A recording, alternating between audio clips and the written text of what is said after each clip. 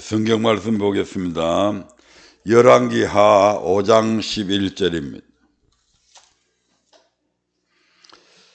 열왕기하 5장 11절 다 찾으신 줄 알고 같이 읽도록 하겠습니다.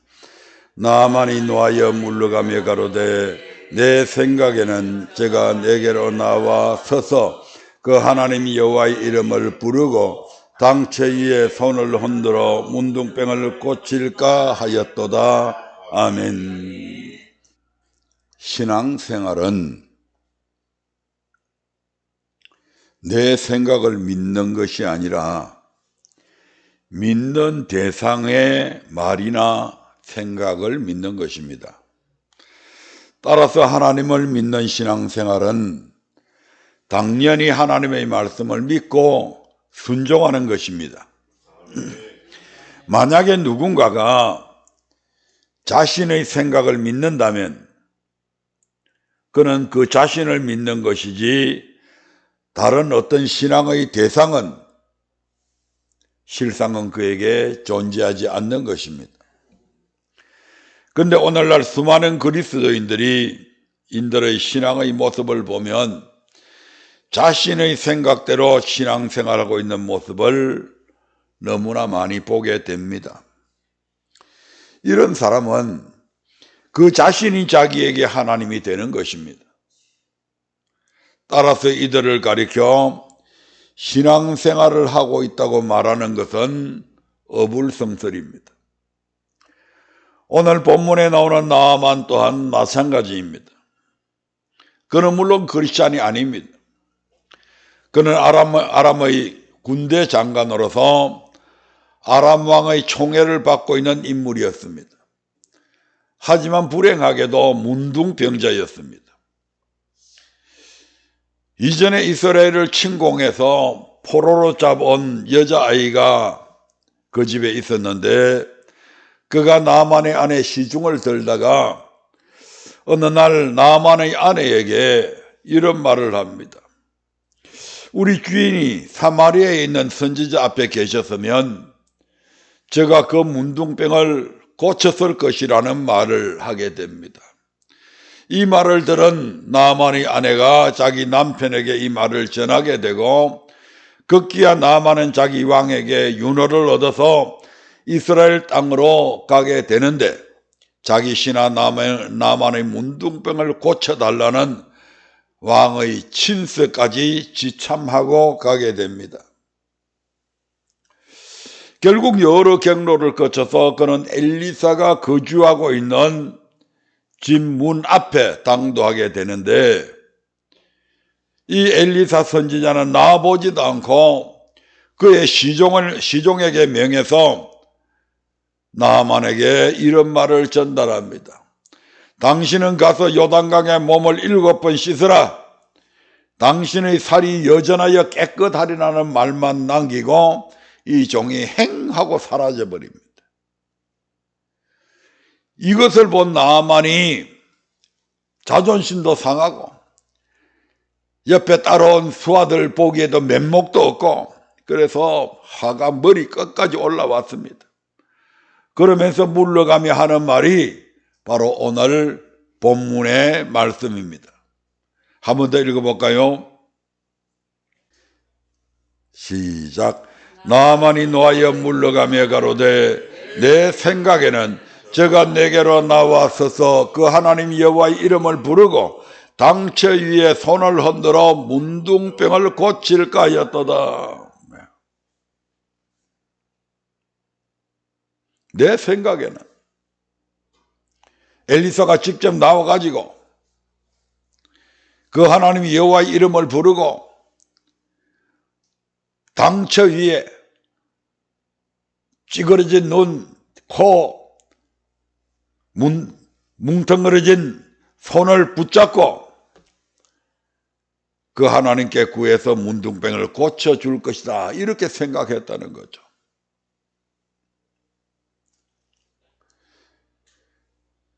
이처럼 주의 종을 통해 하나님의 말씀이 선포되는데도 불구하고 자신의 생각을 따를 때 하나님의 말씀이 아닌 자신의 생각을 따르는 행위는 적어도 신앙인의 모습은 아닌 것입니다.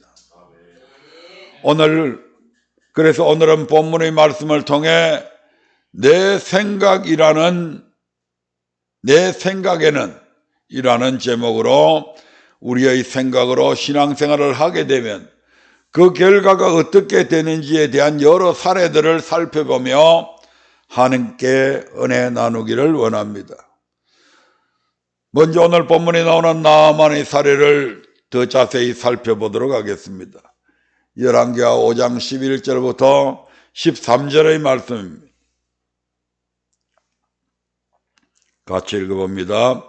나아만이 노하여 물러가며 가로되 내 생각에는 저가 내게로 나와서 그 하나님 여호와의 이름을 부르고 당처에 손을 얹들어 문둥병을 고칠까 하였도다. 다메섹 강 아마나와 아르발은 이스라엘 모든 강물보다 낫지 아니하냐. 내가 거기서 몸을 씻으면 깨끗하게 되지 아니하리 하고 몸을 돌이켜 분한 모형으로 떠나니 그 종들이 나와서 말하여 가로되 내 아버지여 선지자가 당신을 명하여 큰 일을 행하라 하였다면 행치 아니하였으리까 하물며 당신에게 이르기를 씻어 깨끗하게 하라 함이니까. 나아만이 이에 내려가서 하나님의 사람의 말씀대로 요단강에 7번 몸을 잠그니 그 살이 여전하여 어린아이의 살같이 깨끗하게 되었더라. 아멘. 나아만은 처음에는 대노했습니다. 하지만 다행스럽게도 그의 수하에 있는 지혜로운 종들의 권고를 듣고 자신의 생각을 버리고 하나님의 사람의 말씀대로 요단강에 7번 몸을 잠금으로 깨끗하게 치유함을 받을 수 있었습니다. 만약 그가 끝까지 자기의 생각을 굽히지 아니하고 그가 말한 대로 아람 땅에 있는 다메섹강 아마나와 바르발이라고 하는 요단강보다 훨씬 더 큰 강에 들어가서 7번이 아니라 70번을 그 물에 들어갔다 놓은들 그의 병이 치료될 수 있었겠습니까? 절대로 없습니다.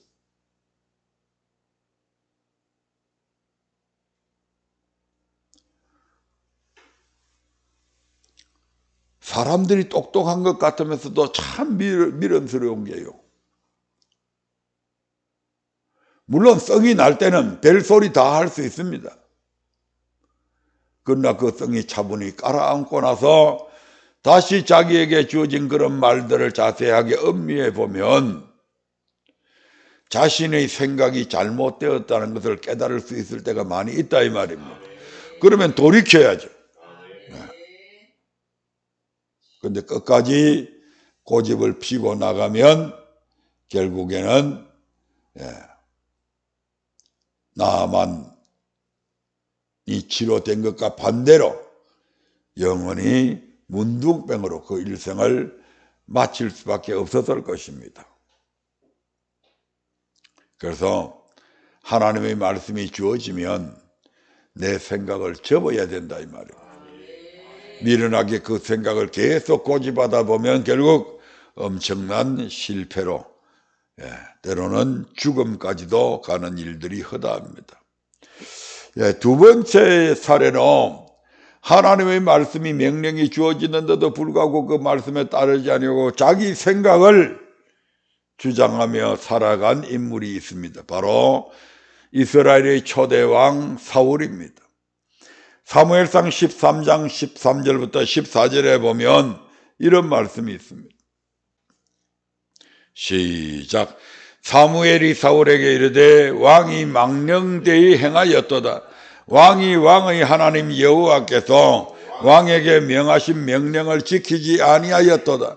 그리하였다면 여호와께서 이스라엘 위에 왕의 나라를 영영히 세우셨을 것이오늘 지금은 왕의 나라가 길지 못할 것이라.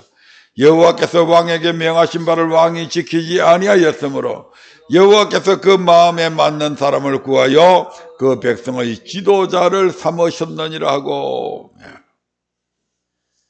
이처럼 사울은 하나님의 말씀보다는 주변의 상황에 따라 자신의 생각대로 문제를 해결하려 하다가 하나님으로부터 버림을 받게 됩니다. 그러면 그 전에 어떤 사건이 있었느냐?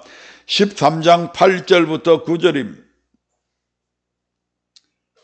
사무엘상 13장 8절부터 9절입니다. 시작. 사울이 사무엘의 정한 기한대로 이레를 기다리되 사무엘이 길갈로 오지 아니하며 백성이 사울에게서 흩어지는지라. 사울이 가로되 번제와 화목 제물을 이리로 가져오라 하여 번제를 드렸더니,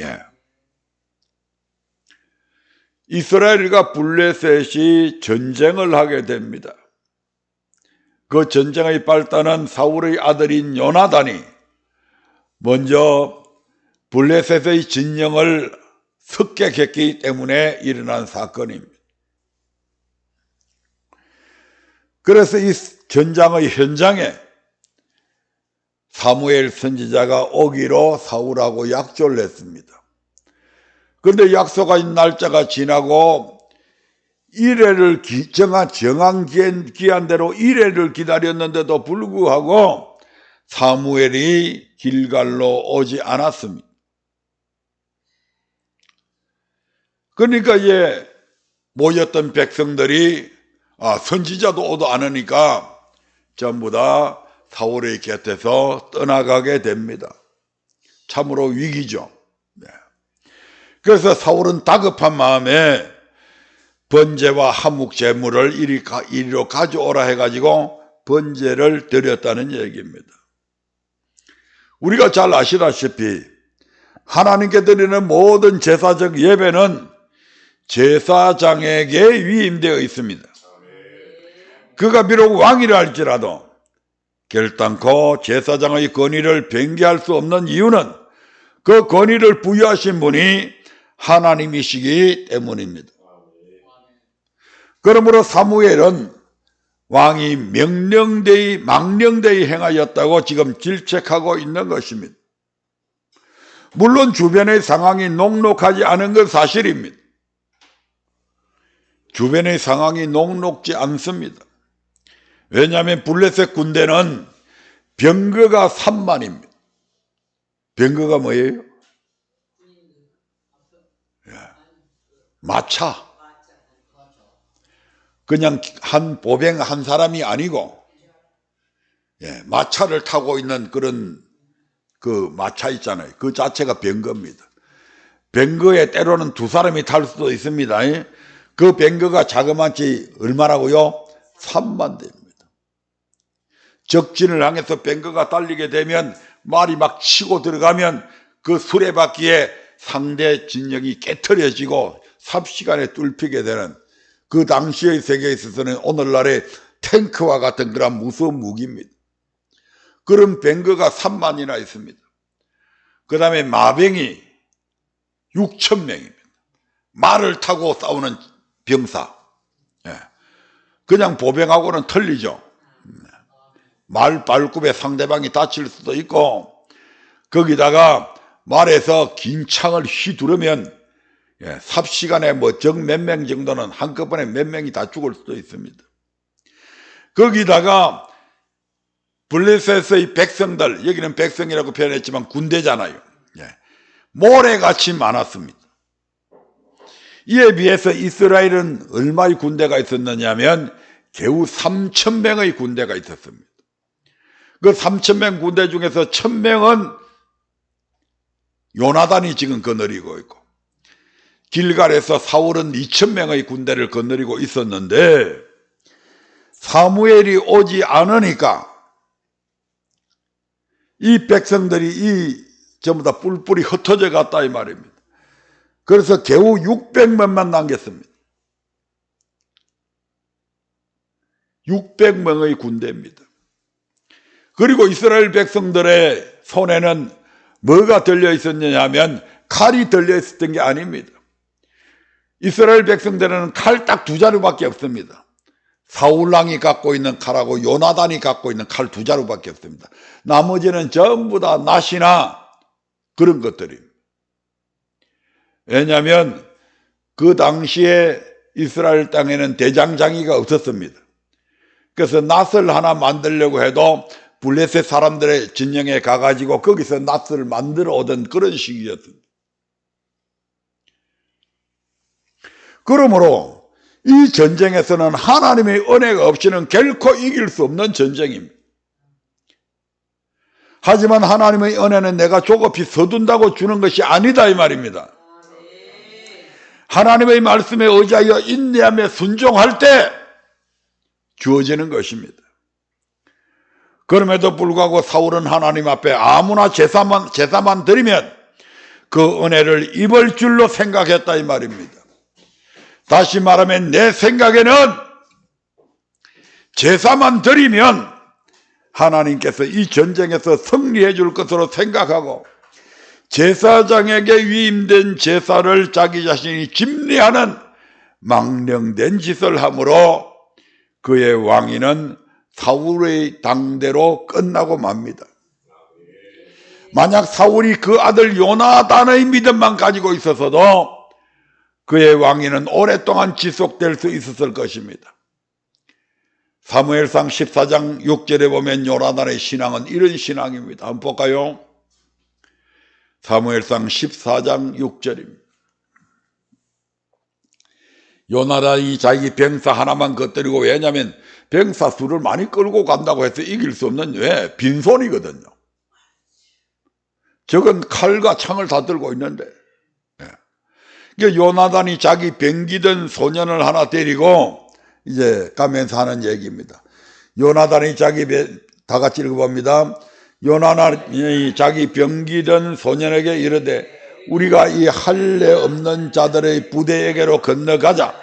여호와께서 우리를 위하여 일하실까 하노라.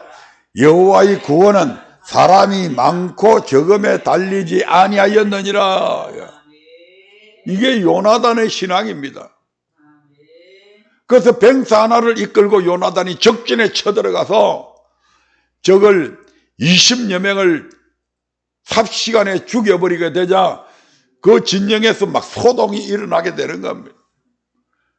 그러면서 그 블레셋 진영에서 자기들끼리 막 칼로 주고받고 자기들끼리 이 자중질환이 일어나가지고 전쟁을 하게 되는 그런 모습들이 있습니다. 우리가 잘 아시다시피 사사시대에는 이스라엘 백성들 중에 블레셋의 포로로 잡혀간 사람들이 많단 말이죠. 그런데 그 포로들도 거기에 전장터에 나왔는데 요나단이 막 용감하게 싸우니까 자기들이 힘을 얻어가지고 그 블레셋 사람들과 대항해서 싸우기도 하고, 그러면서 이제 그 수많은 블레셋의 군대들이 막 자기들끼리 자중질환이 일어나는 그런 것을 봅니다. 여호와 하나님의 구원은 사람의 많고 적음에 달리지 아니했다.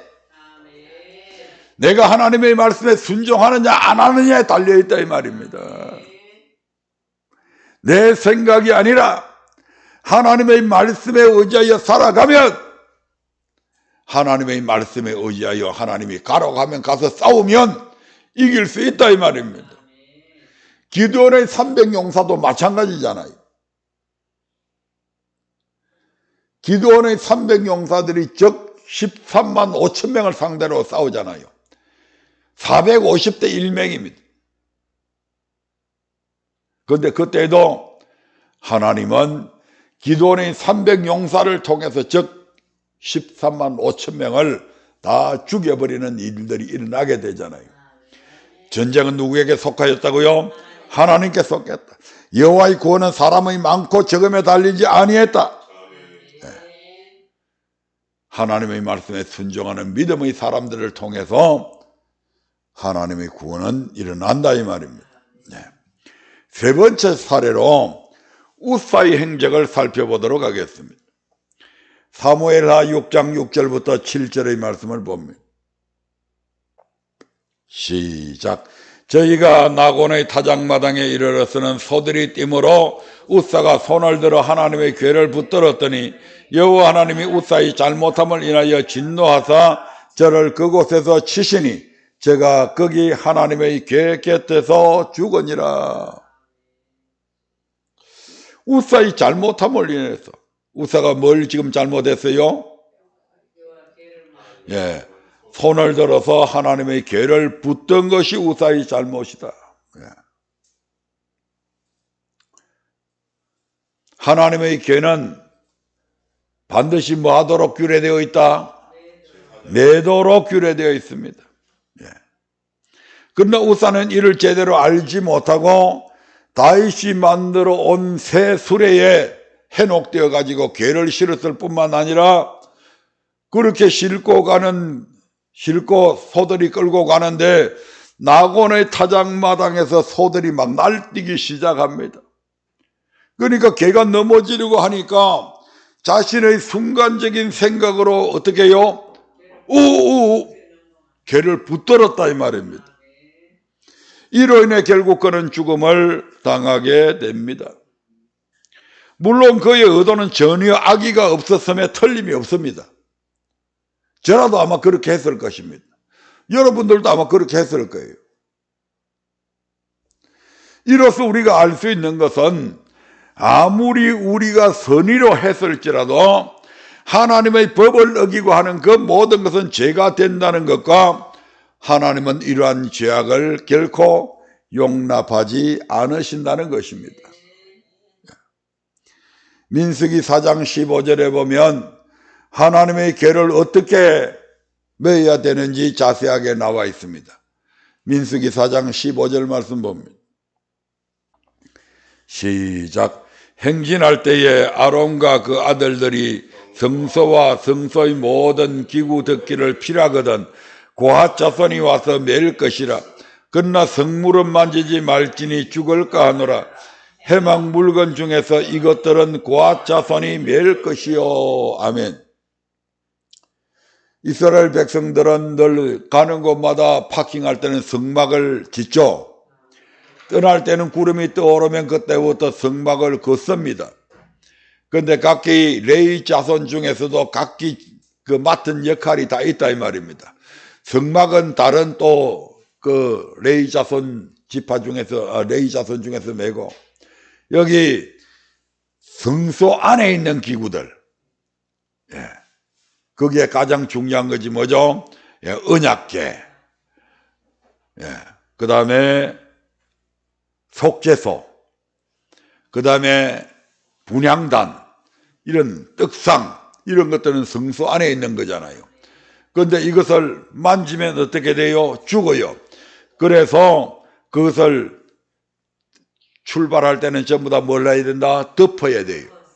덮는데 이 덮는 역할은 일반 레위인도 못한단 말이에요. 반드시 제사장이 그 거룩한 그러한 기물들을 직접 덮어야 돼요. 단지 레위 자손들은 그렇게 다 덮어 놓으면 그것을 메고 가는 역할만 한다 이 말입니다. 만지면 어떻게 된다고요? 죽는다. 다윗이 하나님의 궤가 저 천막 속에 있는 것을 보고 안타까워서 자기가 다윗성을 만들어 놓고 거기에 이 궤를 안치하려고 첫 번째 시도를 했는데 이때만 해도 다윗이 하나님의 궤를 어떻게 해야 되는지 아마 잘 몰랐던 것 같아요. 그러니까 저 멋진 소를 하나님의 궤를 모시고 오는데 시시한 쓰던 그런 수레 말고 새 수레를 아주 멋지게 만들고 힘센 항소를 그냥 하여금 그 궤를 수레를 끌고 오도록 그렇게 했단 말이에요. 그래서 이스라엘 중에 빼어난 사람들, 특별히 간택한 사람들을 데리고 그 아미나답의 집에 있는 언약궤를 모셔오는데 그것을 3년 동안이나 아미나답의 집에 그 궤가 있었단 말씀이에요. 그런데도 불구하고 이 아미나답이나 우사나 아효는 그 집의 아들들은 이 언약궤의 중요성을 전혀 알지 못했습니다. 관심도 없었다 이 말입니다. 그냥 자기 집에 방치해 놓은 거예요. 그러니까 복도 안 받고 저주도 안 받고 그냥 무덤덤하게 살아온 겁니다.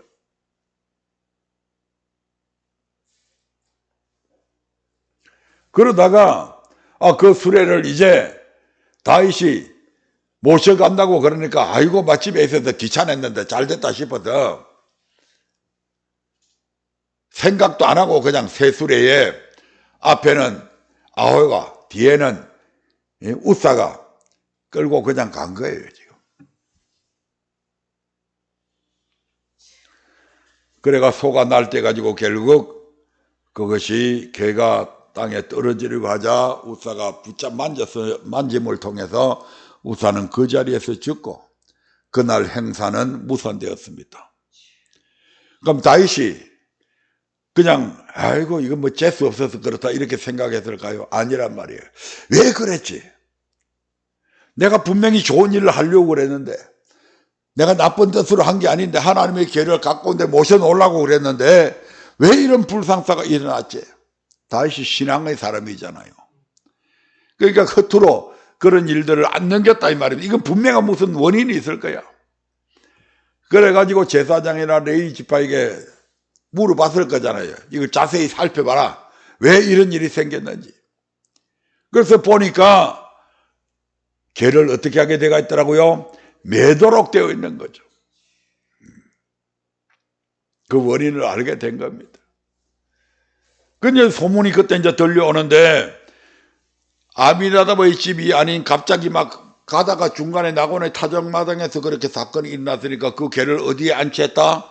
급한 김에 가까이 있는 오벳 에돔의 집에다가 그냥 개를 거기다가 옮겨놓고 지금 다 해산한 겁니다. 근데 소문에 들으니까 이 오벳 에돔이 그 개를 집에 모신 지 석 달이 되었는데 하나님이 뭐 어마무시한 복을 부어주시는 겁니다. 이 소문이 다윗의 귀에까지 들려가는 거죠. 야, 하나님의 개를 모시면 저렇게 복을 받는구나. 그러니까 그동안에 아미나답과 그 우사와 아호가 그 집에 하나님의 개를 모셔놓고 얼마나 방치하고 있었나 하는 게 이 일을 통해서 증명이 되잖아요. 그래서 다윗이 안 되겠다. 그 개를 빨리 모셔야 되겠다. 그래서 이스라엘 백성들 중에 3만 명을 다시 뽑아가지고 이 하나님의 개를 모셔오기로 작정을 하는데 이번에는 수레 만들었어요? 안 만들었어요? 안 만들어서. 역대상 15장 1절 2절에 보면 다윗이 이런 말을 합니다. 역대상 15장 1절 2절입니다. 시작. 다윗이 다윗성에서 자기를 위하여 궁궐을 세우고 또 하나님의 궤를 위하여 처소를 예비하고 위하여 장막을 치고 가로되 레위 사람 외에는 하나님의 궤를 맬 수 없나니 이는 여호와께서 저희를 택하사 하나님의 궤를 메고 영원히 저를 섬기게 하셨음이니라 하고 이제 다윗이 바로 안 거죠. 그 다음에 역대상 15장 12절부터 13절에 보면 이렇게 말씀하고 있습니다. 시작.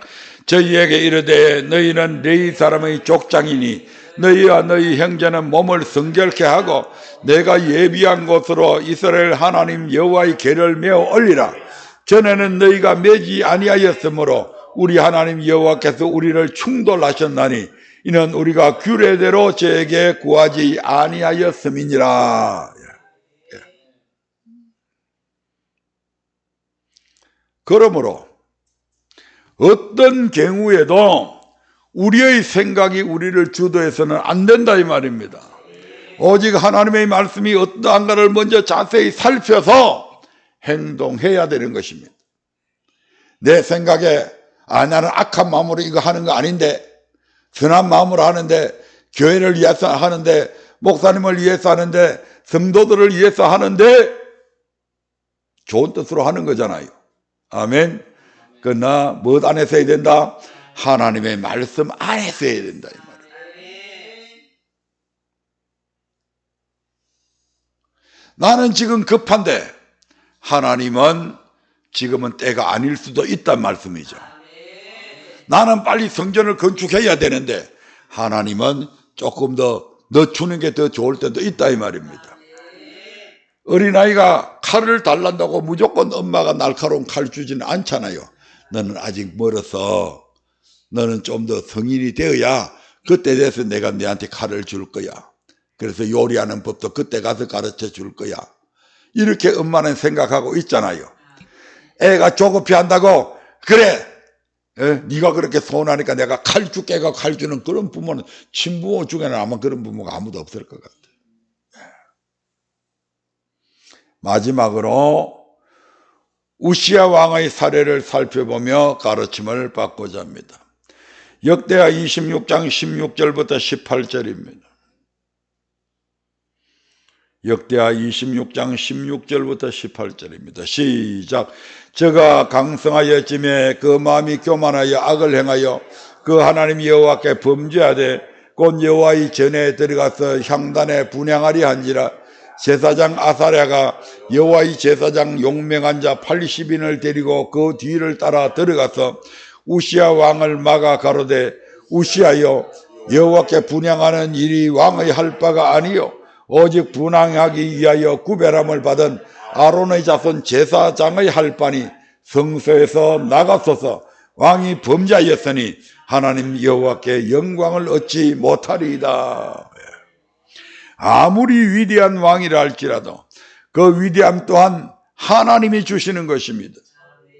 이를 잊어버리고 교만하여질 때, 즉 하나님의 말씀에 의지하지 아니하고 자신의 생각대로 분수를 넘어 행동할 때 하나님은 반드시 진노하시고 그들의 죄악을 벌하심으로 당신의 의로우심을 나타내십니다. 우시야 왕이 어떤 왕입니까? 나이 16세에 어린 나이에 유다의 왕이 됩니다. 예루살렘에서 52년을 치리할 정도로 52년을 치리했다고 하는 것은 그만큼 이 우시야 왕이 하나님 보시기에 정직히 행하고 신앙심도 좋았고 백성을 잘 다스렸다 이 말씀입니다. 그 예루살렘에서 52년을 치리할 정도로 여호와 보시기에 정직히 행하며 늘 하나님의 말씀을 구하였고 이로 인해서 하나님께서 그 모든 삶을 형통케 하시고 나라를 부강하게 하셨으나 오히려 그 강성함으로 인해서 교만하여져서 여호와의 전에 들어가 제사장만이 할 수 있는 향단에 분향하려 하다가 문둥병이 발하여 남은 여생을 별궁에서 홀로 보내게 됩니다.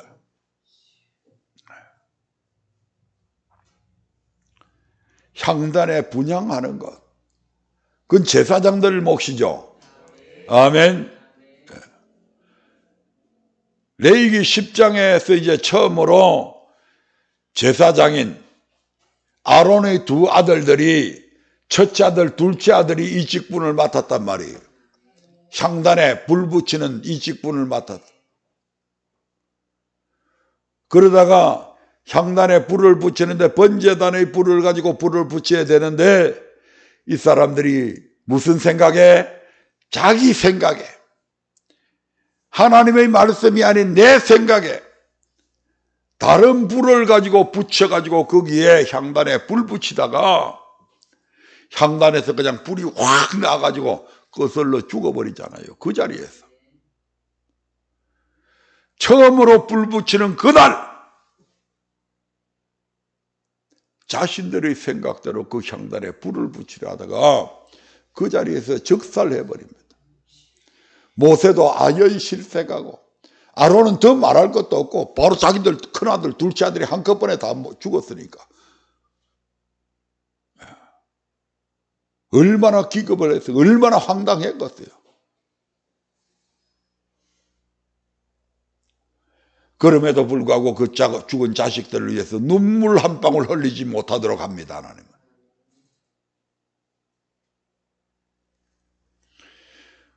그런 향단에 이 우시야 왕이 마음이 교만해져서 하나님께서 주신 제사장의 직분을 내가 왕이니까 해도 되겠지 해가지고 향단에 분향하려 했어요. 참 이 말씀을 보면서 저는 그 당시에 이 제사장도 참 대단했던 것 같아요. 제사장 아사랴 참 대단한 사람입니다. 만약에 왕을 그걸 분향을 못하도록 해가지고 자기 자신이 죽을 수도 있다 이 말입니다. 왜냐하면 왕은 그런 권력이 있잖아요. 사무엘도 혹시 사울이 다윗에게 기름 부는 걸 들으면 자기를 죽일까 봐 겁을 냈잖아요. 근데 왕이 그 향단에 분향을 하러 들어갔는데 그걸 못하도록 용사 80명을 데리고 가가지고 왕이요, 이건 제사장에게 주어진 직분입니다. 나가세요. 성전에서 쫓아내버립니다. 안 나가려고 발버둥 치니까 아예 묶어가지고 그냥 벨궁에다가 가다 버립니다. 대단한 제사장이죠. 결코 권력에 아부하는 그런 제사장 아닙니다. 오직 하나님의 말씀이면 목숨을 걸고 그 말씀을 지키는 그런 제사장이었다 이 말입니다. 이처럼 하나님의 뜻적 말씀대로 하나님을 섬기는 자들은 축복을 받지만 자신의 생각대로 하나님을 섬기는 자들은 저주받고 죽는다는 것을 성경은 명확히 우리에게 비춰주고 있습니다. 말씀을 맺으려 합니다. 교만한 마음은 어디로부터 옵니까? 마귀로부터 옵니다. 그는 하나님과 비기려 한 최초의 피조물입니다.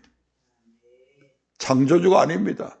하나님에 의해서 창조된 피조물에 불과합니다.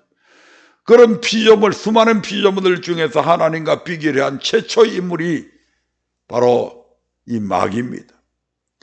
그리고 지금도 자신이 하나님처럼 위장하기도 하고 수많은 거짓 선지자들을 통해 믿음의 사람들을 미혹하여 교만을 부추기고 하나님의 말씀이 아닌 자신들의 생각을 내세우게 하고 그리고 그러한 자신들의 생각이 하나님의 말씀보다 더 지혜롭고 뛰어난 생각인 것처럼 착각하게 만들고 십자가의 도를 오히려 우습게 여기고 미련하게 생각하게도 만든다 이 말입니다. 하지만 성경은 이렇게 말씀합니다. 로마서 11장 33절부터 34절에 보면 사도 바울이 하나님의 지혜와 지식의 그 부유함을 이렇게 노래합니다. 사도 바울이 어떤 사람입니까? 얼마나 학문을 많이 오죽하면 베스도 총독이 아그리파 왕이 사울아 네 학문이 너를 미치게 했다라고 할 정도로 얼마나 학문에 집념한 사람인지 모릅니다.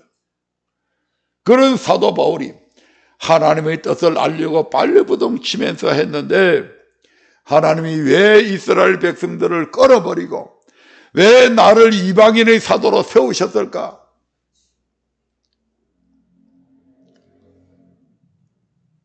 이방인의 수가 다 차게 되면 하나님께서 이스라엘 백성을 시기나게 해서 다시 그 복음이 이스라엘로 돌아오는 것까지 그가 깨닫게 됩니다. 그러면서 이 하나님의 오묘한 우리를 구원하시고자 하시는 그 하나님의 오묘한 뜻을 알게 되는 거죠.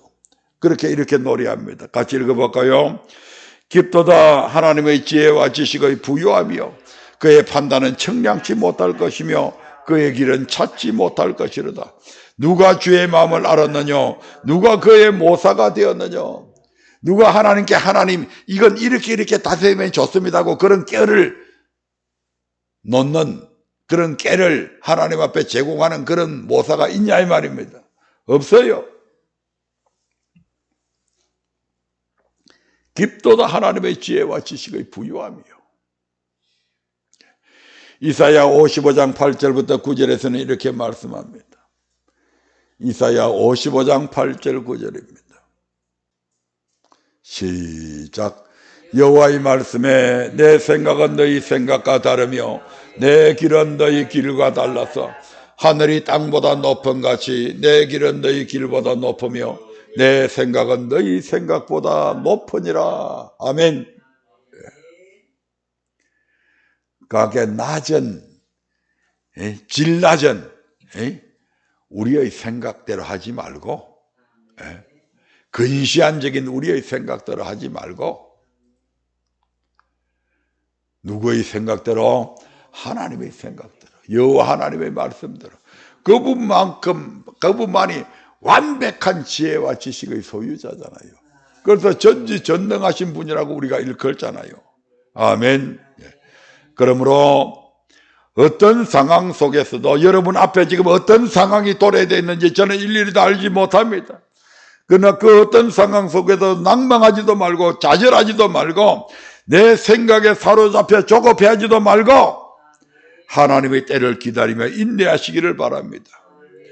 우리의 필요를 누구보다도 잘 아시는 하나님께서 가장 적절한 타이밍에 그 모든 좋은 것으로 채워주실 줄을 믿고 지금 우리가 할 일은 내 생각이 아니라 하나님의 나라와 하나님의 의를 구해야 할 때임을 잊지 마시고 하나님의 말씀대로 순종하는 저와 여러분들 되시기를 주의 이름으로 축원드립니다.